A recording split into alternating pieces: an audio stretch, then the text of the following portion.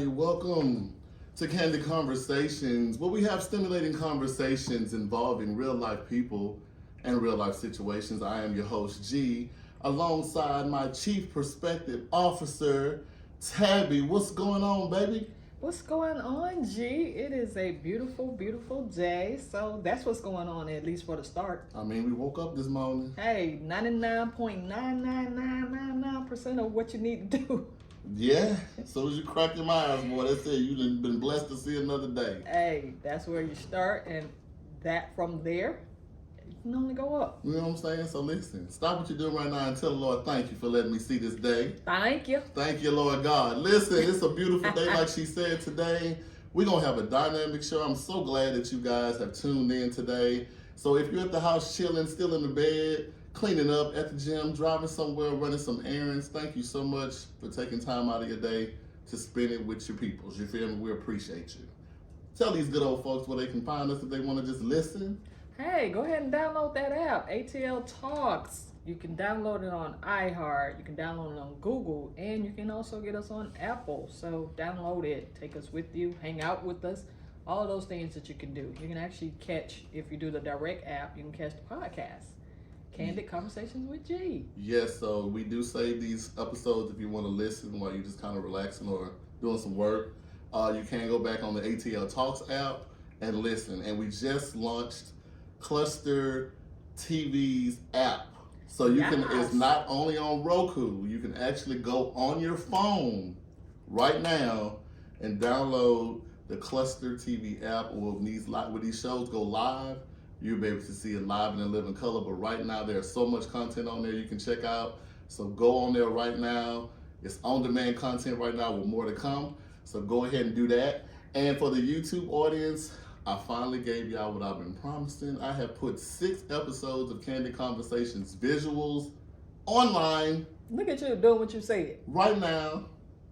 It took a little time, but they up there.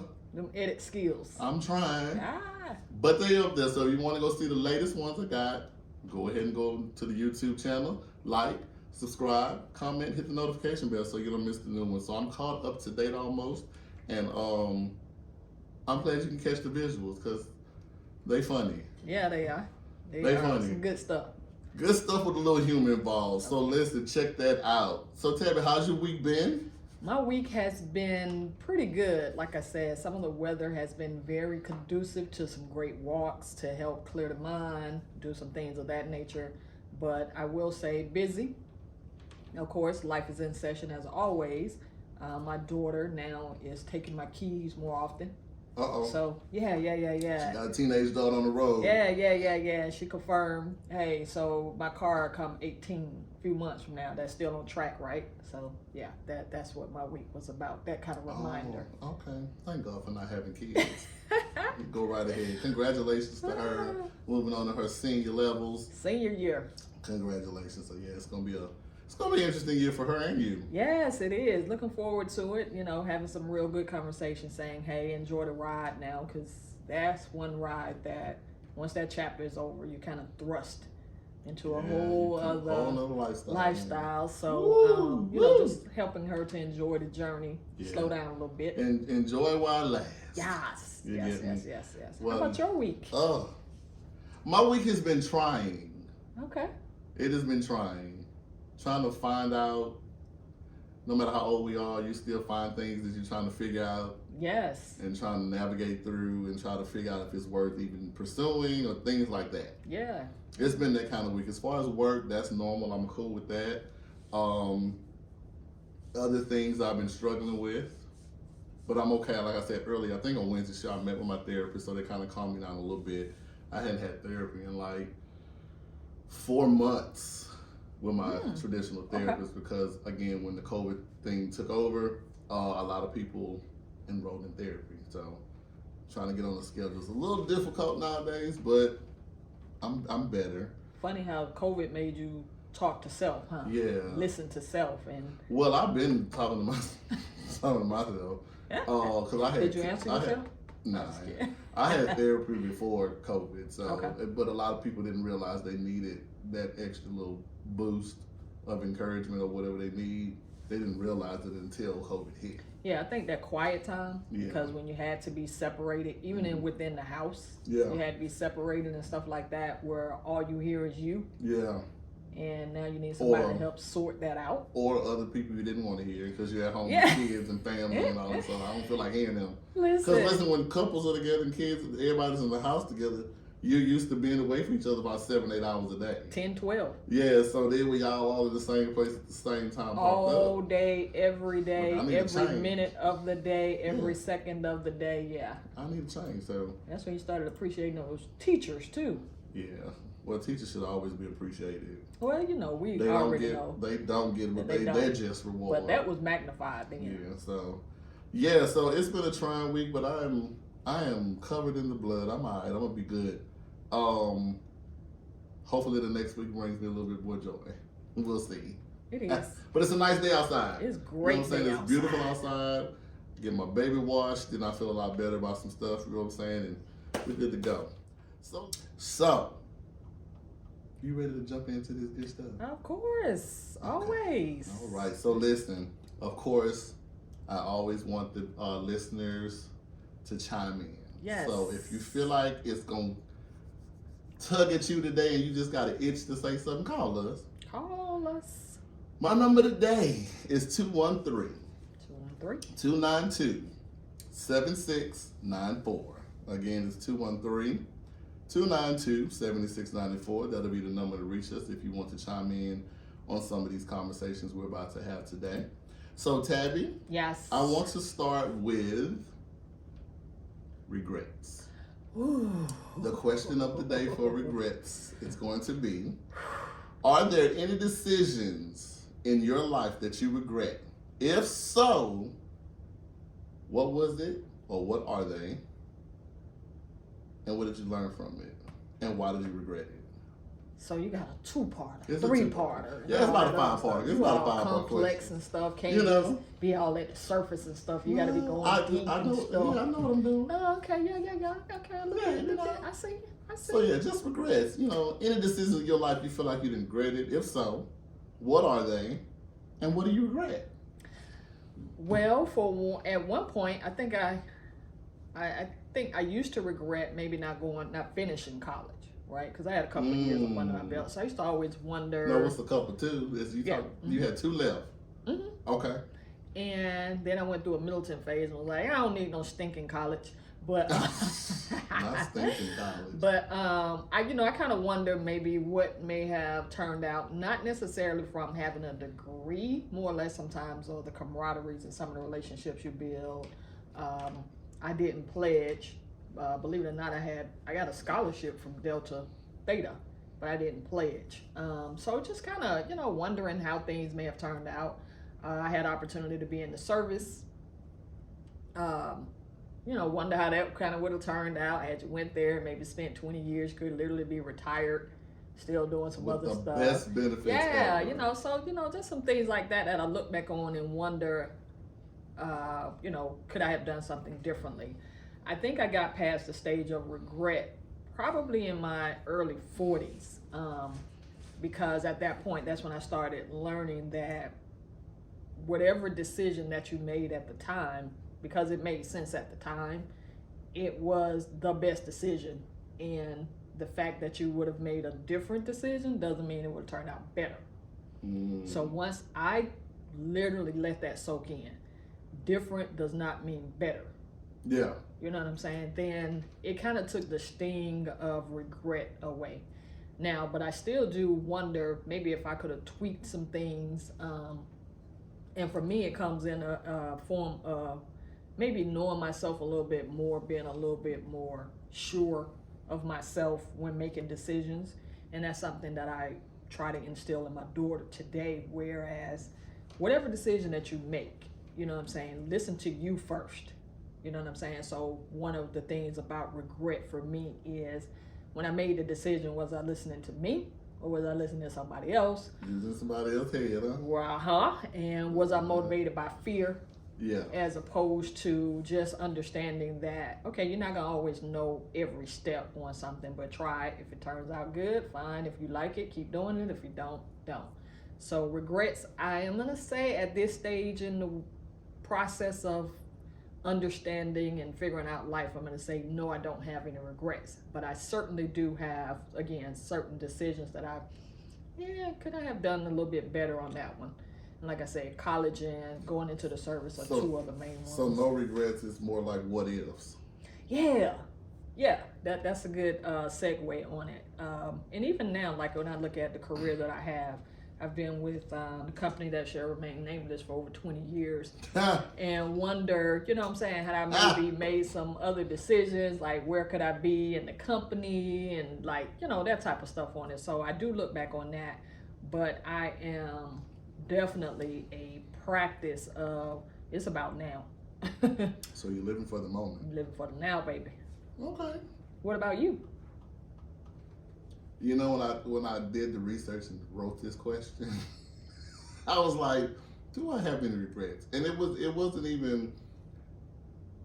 It was one regret, but more so like a what if. Okay. So the what if was my grandmother was pushing me to go to the military. Okay. Because her son went to the military. Okay. And you know, I guess that she wanted me to do because I was the only grandson. Okay. You should go to the military. And I was like, hell no, I'm not going to the military. I ain't doing that stuff.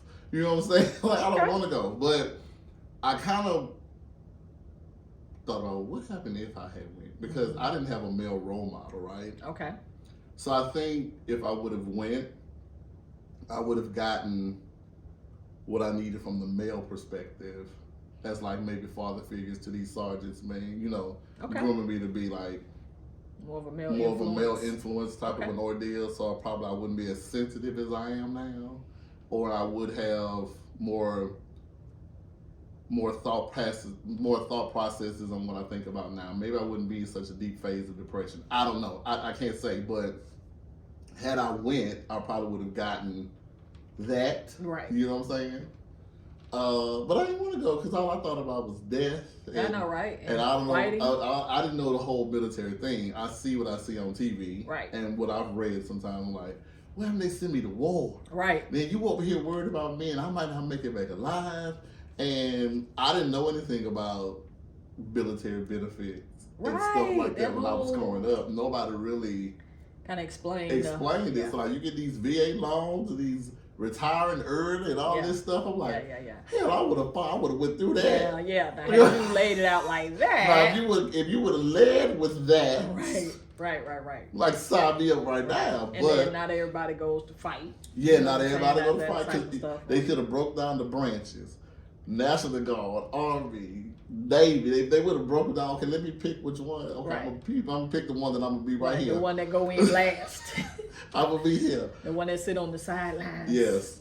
So if I would have, I feel like if I would have went in that direction, I'd probably be a little bit more stronger of a minded individual than I kind of am now. Instead of having to go through the process, but that may not be the case. It could still be the same thing, or if not even worse. Military has a high suicide rate. Right, even worse. Mm-hmm. So I thought about that. I was like, man, what happened if I would have went to the military? Can I share a funny story with you on my first military thing? So you know how you go. So I went so far as to go down and do the physical and all that other stuff, right? So took the ASVAB. The recruiter came to the house, talked to my mom, like, he did say that about they paid for college and stuff like that. So that part I knew. So I go down. At that time, it was downtown Atlanta. So I go down, stay the night at the hotel. The next day you go through and you do the whole, physical and all that other stuff. So while I'm doing the physical, they are showing the film in the background of basic training. Mm-hmm. People crawling on the ground, climbing up on the walls and all that other stuff. I politely got dressed, walked out of the building, was like, I ain't about to do all that. So you had a fear of that? Yep. Okay. Yep.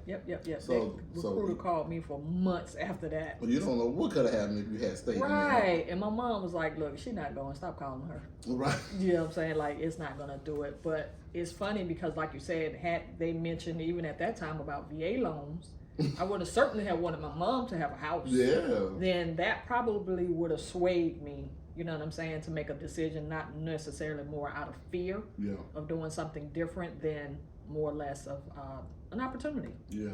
If you would have led with that, I probably would have went on ahead and then did it. Yeah. You know what I'm saying? But other than that, I did have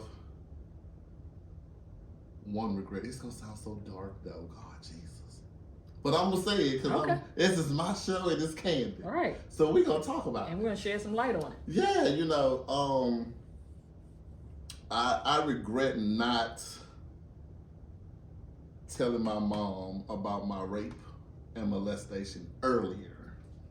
Okay. And is that because after you found out what she would have done had she known? She still want to do it right now. Right. She still want to know. choke some folk. Right. I feel like I wouldn't have to have carried it all on my own by myself so many years. Okay.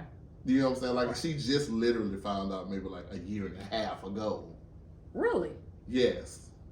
Did it mind if I ask how did she find out? I had been it on social media. Ah, ooh. Now, typically what will happen if I normally block my mother from all my platforms because Okay. I have a mother that will reply and respond to everything that I put on. I know because she calls. Right. So I didn't want her to see it that way, but I forgot she you know, the older people, they create like 20 different pages. She had another page, right? So I was just venting. It wasn't a sad vent. It was, you know, just venting. Getting it out. Just saying, hey, I'm a survivor of this and this is what it was and blah, blah, blah, blah. And she called and was like, what? And I was like, yeah. And who? And I didn't tell her who. I still haven't told her who. I haven't told her who they were. But I felt like had I said it then, I wouldn't have carried all of that weight by myself up until now. I would at least have somebody to talk to and kind of smooth me through it. Okay. Versus kind of like fighting it all by myself and Right. trying to bury it back in the subconscious Correct. and dealing with it that way. I feel like that's like probably the only regret that I have. can definitely see that. I should have said something way earlier. So let me ask you this. So knowing what I briefly know about your mom and your grandmother, who seems like they OG type of characters, and especially your grandmother, what you're talking about, don't play the radio and very. What was even at a young age, were you thinking that you were protecting them by not telling them? Protecting, no. It was more so like, they don't need to know that. Because I know how to. I know my grandma was a firecracker. Then my mom was the second firecracker. I don't want to say it was it was more so embarrassment for me to say it to them. Okay. You know? So it was like, I can't say that to them. How would I even say it? You know what I'm saying? It's all like, how would you just go to them and say, yeah, you can't find the words at that young of an age Right. to say it. So it wasn't like protecting, it was just embarrassment for me. And then I don't know if it would have created chaos within the family dynamic. Which is a form of protection. Well, if you want to look at it that way, that's you. I don't know. For me, it was more so I ain't trying to embarrass myself and then have it float through the family and whomever else. So that's why I never said anything about it. Okay. I mean, but it is what it is now. I don't care. You know what I'm saying? But it was a hard pill to swallow back then. But I do regret not saying anything to them earlier. Mm-hmm. Because I feel like I will probably be a little bit more, I guess, stronger is what I'm looking for, or mindful of it more. Okay. So it only just sparked me now to just be a voice or a vessel about it now. Because, you know, when it comes to men, we don't discuss sexual violation. Right. Men don't. It's easy for a woman to say, Mommy, this person touched me inappropriately, or as an adult. The women are more likely to be believed in some cases. Some people like, nah, they would never do that. Nah, but women are more likely to say something before a man would. Men are very embarrassed, or it feels like they've stripped their manhood and things like that. And I think too, because they don't look at that as something that could have happened to a man, right? Like, Yeah. You know what I'm saying? Like things don't happen to men, so to speak, boys and stuff like that. That type of men are judged really harshly. Yeah, It's a lot of stuff that we can't do that women can do, and it's more accepted than us. That's being one of them. That can possibly not happen to you. You're a damn man, or you're a boy. Like, ain't nobody doing it to you. Well, and I think that's part of the issue with labels, Yeah. right? Because you're labeling me as a man or a male, as opposed to a person, where A human. I'm a human. right, man. a human, a person that can experience that. And as we have stated numerous times, I think that's the crux of why this generation is saying, I don't want your labels. Not necessarily because, you know, me being called binary or they, them, and all that other stuff, like I'm just trying to carve my own lane. But I think they instinctively know that you turn around and use that against me. You know what I'm saying? You call me a guy, but then if I do something that's not quote unquote within your confines of the word guy or male, then now you're telling me I can't do that, or I don't have the right to do that, when outside of some stuff that's really maybe physically limiting, that has nothing to do with me being a label, more or less, than again where girls and guys' bodies are made up differently, right? It had nothing to do with whether I call you a girl or a guy or not. Our bodies are just differently. So for that reason, we may have some things that limit us on either side, right? Like you can't have kids, I probably can't lift 1,000 pounds. Right. You know what I'm saying? Just because again of how our bodies are made up. Yeah. But when it comes to the emotions and things like that, that emotions don't know gender. Right? So with that being said, you know what I'm saying, how dare you define what emotions I can display and how I can display them, when I can display That's them. what I'm saying. People just feel like they can just, they have their picks and choose. It's like, you got to be an all-around human being. And I think that's what we're growing and evolving into. I don't see it happening because it's too many people that's so much worried about the wrong thing. But it's slow. I agree. I think because it's going so slowly though. Yeah. That's why it doesn't look like any movement. But if you think about where if you just take just us growing up, where again we didn't talk about a lot of stuff, right? Some of the stuff you couldn't really discuss with your parents out of stay in a child's place, that type of thing. Yeah. Then you have this generation, I'm in your face about it, and I'm gonna keep asking you about it. It doesn't matter if you keep telling me, well, because I said so. By the time I get through asking you, well, why, you're either going to satisfy my curiosity, or I'm gonna turn around and define it for myself. Whereas for us, it was a matter of respect. You told me to stay out of grown people's mouth, stay out of grown people's business. Still had questions, and then I just went somewhere else and tried to figure out an answer with some other people my age who don't know as much as you did as a grown-up, to kind of shed some light on some things that maybe would have influenced, you know, how we saw some things. Agreed. I again, and I don't blame parents. Any parent, I've always said this 100 times, they didn't come with instruction manuals, so they're learning what they learned from their parents. Right. Do we wish it would have been different? Well, we had open communication. Yes, I know families that actually have had open communications in my time. Yeah, I did carrying on over now. So if it was some dysfunction in the house, they call it a family meeting. Yes. If it was something out of pocket, they call it a family meeting. Listen. You know what I'm saying? I've seen this with my own eyes. I'm like, I ain't a part of no family, but I'm seeing what's happening. My mom told us one time, my brothers and I, we were bickering like siblings or whatever. I was like, bickering like siblings? Siblings. You know, you know how siblings do. Oh, okay. I was like, y'all had siblings? Yeah, right. I did say bickering like siblings. Right. I'm like, bickering aren't y'all siblings. already siblings? Right.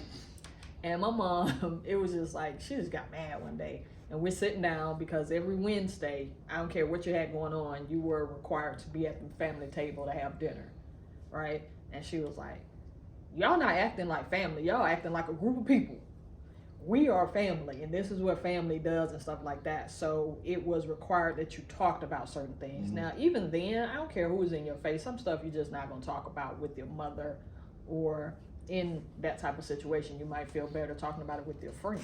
Yeah. So, but it wasn't because I didn't have the avenue to do so. It was just that as a young person trying to figure it out, thinking that you're my mom, you can't possibly know what I'm going through, even though you were that. I'm not thinking. How can she possibly? But I'm not associating you with that. It's the Yeah. same reason why we don't want to know our parents had sex. How do you think you got here?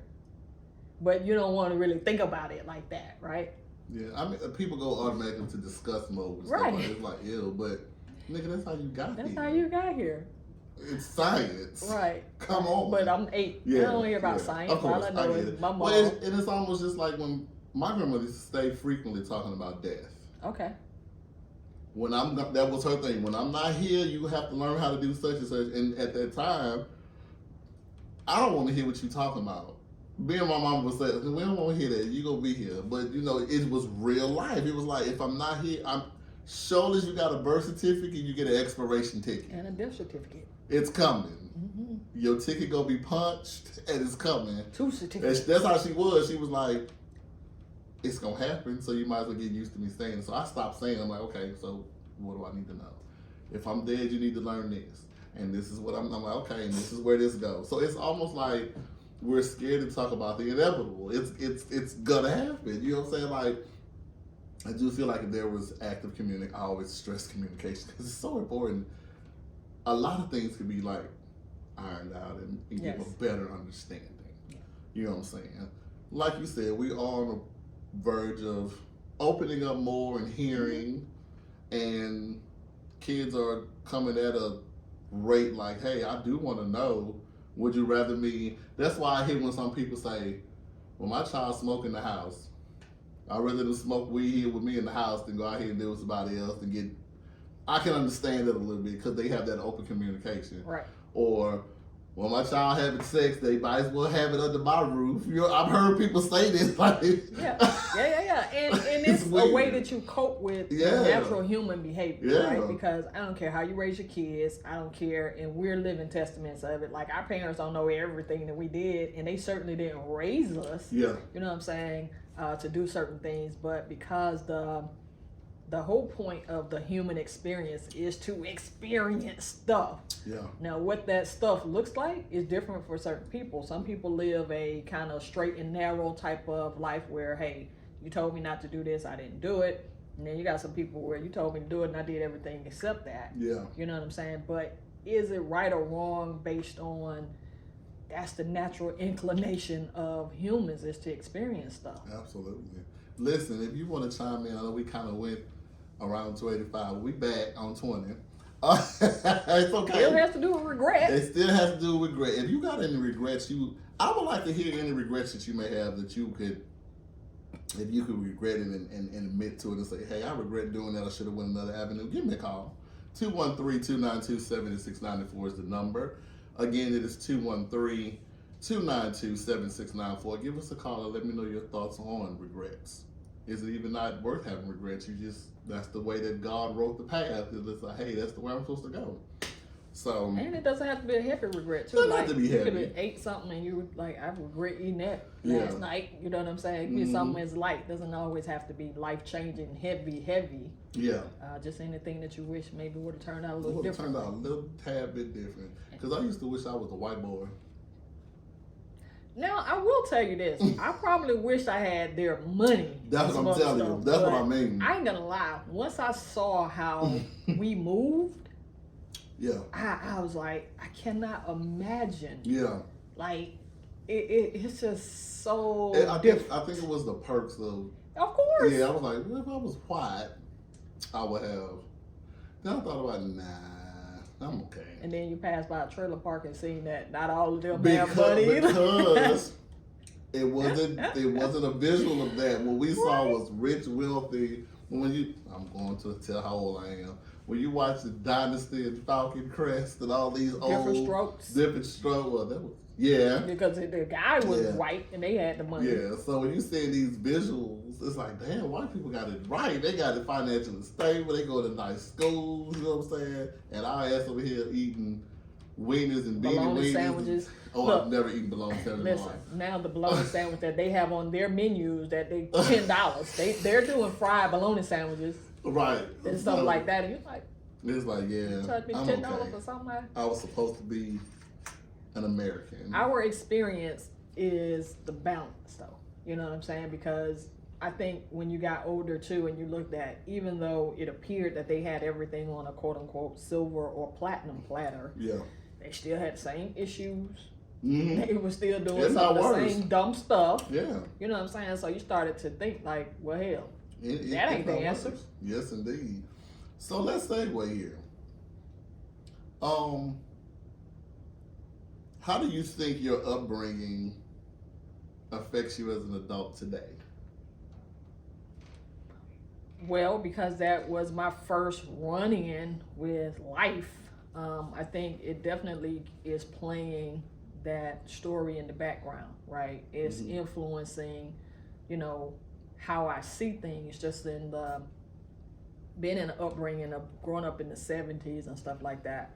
What I will say is for all of the things that we didn't have when you talk about wealth and stuff like that, there was definitely a sense of community, a sense of pride and stuff like that. Growing up in Atlanta where Black history was every day.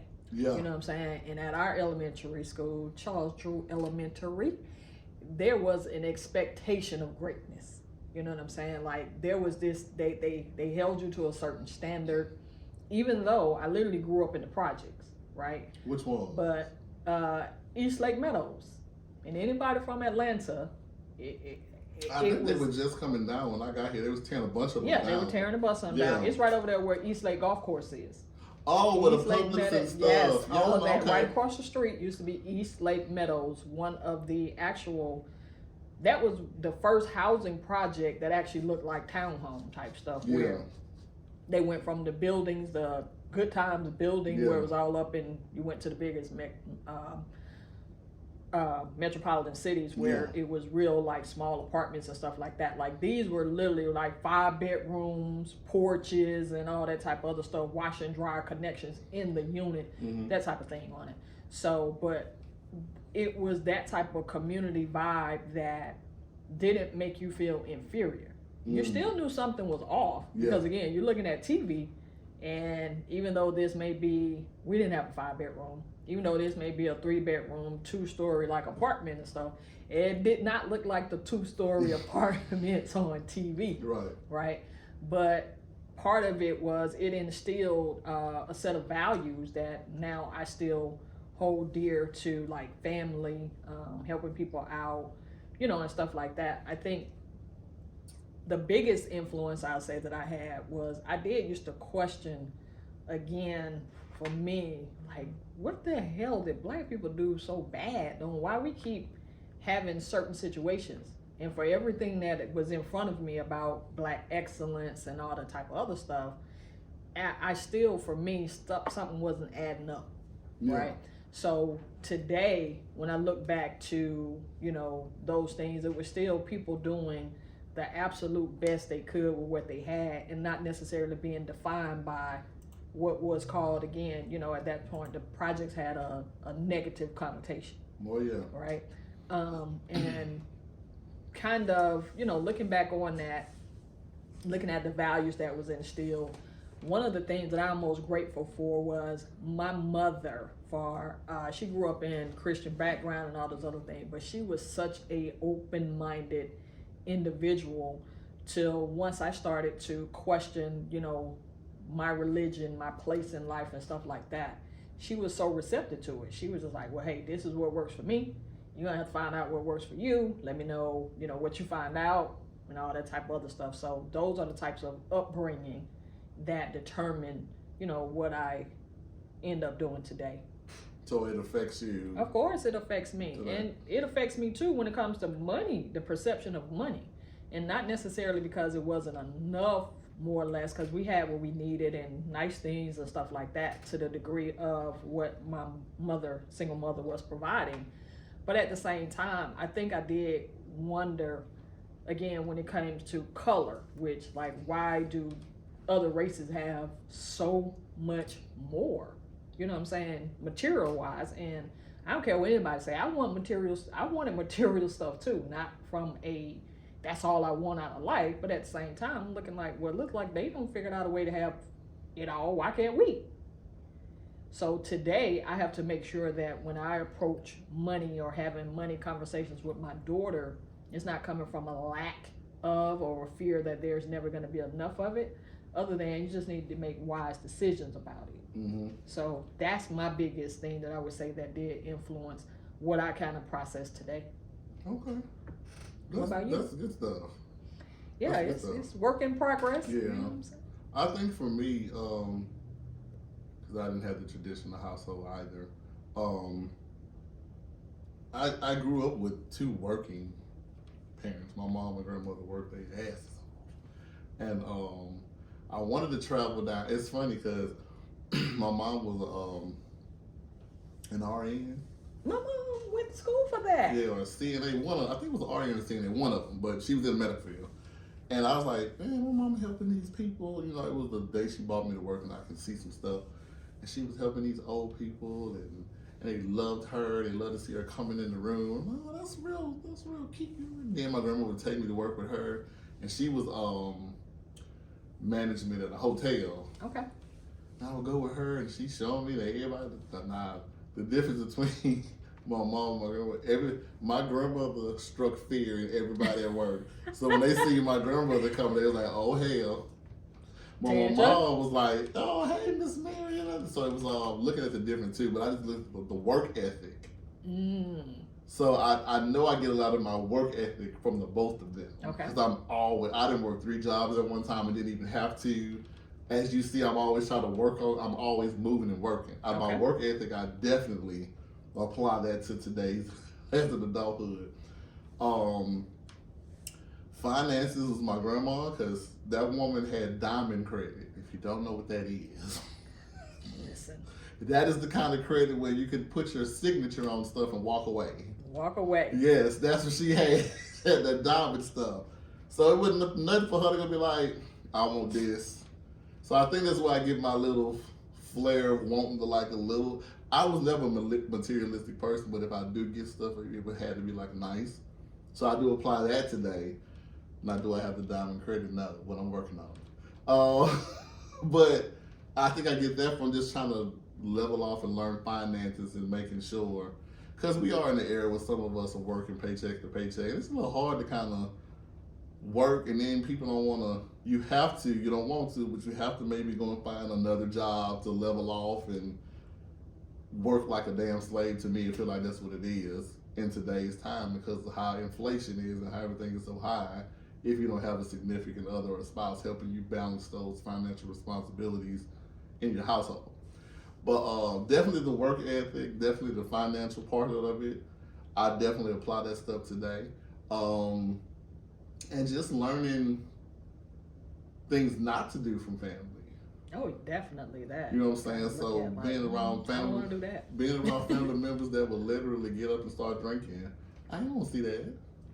So that's something that I wouldn't do. I would be like, okay, check, I ain't doing that. Mm-hmm. You know what I'm saying? It's like, that's not how I want to be. Mm-hmm. And then maybe drug use, smoking, that's something I don't want to do. You know what I'm saying? Or maybe just verbal abuse, that's something I want to do, check that out. You know what I'm saying? Just learning, just seeing stuff that I'm not applying in my everyday life. So if I ever have family or whatever, these are things that I will keep my people away from if I could. But yeah, I think those things definitely play a factor in my life today. The work ethic, the finances and stuff like that. I don't know where I get the giving spirit from. Based on what you told me about your grandmother, even though she was discerning, well, she was discerning, but even if she gave you the word and the strength to do it on your own, where you're not gonna, I'm not responsible for you. Yeah. You know what I'm saying? Motivation and stuff like that. That's still given, even though I don't give you the monetary part of it. That in itself sometimes is a better gift than me actually giving you. But you know what I'm saying? You talked about how, you know, she would provide a haven for certain people, you know, like they can talk to her and all that type of other stuff. And I think you just have it on all levels. I mean, of course, I'm him. Well, you're the evolution I too. get it all, but you're the evolution of that too. You know what I'm saying? Where I think too, one of the biggest things that I've seen in my upbringing was a level of compassion. Growing up in, you know, the neighborhood that we grew up, literally, you could see different families helping out with different situations, right? Where I remember we had this one particular friend, her and her brother, they lived with their grandmother, and their grandmother actually worked at the laundromat, which was 24 hours. So their grandmother used to work overnight. She had the overnight shift. And to see all of the families around there literally take turns tonight, okay, the kid's gonna stay with us tonight. You know what I'm saying? Even though, back then they leave you at home till you not open the door and all the other stuff. But once some of the families start kind of figuring out, like, hey, such and such and her brother, they be at home by themselves. And to see the adults kind of go to the grandmother, like, hey, they can stay here this night and all that other stuff, and just kind of rally around to support them and stuff like that. I think that was a major part of why I am kind of so passionate about stuff, because I saw that with people who, even though some of them had large families, but they would still make a way to help somebody else out. Mm-hmm. They would still feed other people.